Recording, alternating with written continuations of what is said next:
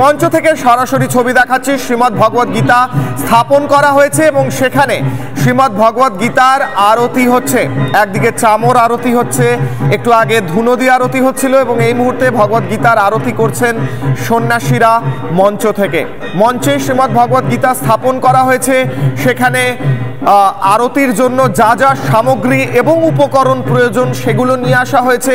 শ্রীমদ্ ভগবদ গীতাকে আরতি করার জন্য একটি অত্যন্ত সুদৃশ্য প্রদীপ নিয়ে আসা হয়েছে এবং সেই মহাপ্রদীপ বলা হয় এগুলোকে, সেগুলো দিয়ে আরতি করার বিশেষ ব্যবস্থা হয়েছে মঞ্চের ওপর। শ্রীমদ্ ভগবদ গীতা বলা হয় গ্রন্থরাজ এবং শ্রীমদ্ ভগবদ গীতার জ্ঞানকে বলা হয় রাজগুহ্য জ্ঞান, অর্থাৎ যে জ্ঞান রাজাদের জ্ঞান, যে জ্ঞান দিয়ে এই গোটা বিশ্বের মানুষ চলতে পারে, সেই জ্ঞান হচ্ছে শ্রীমদ্ ভগবদ গীতার জ্ঞান।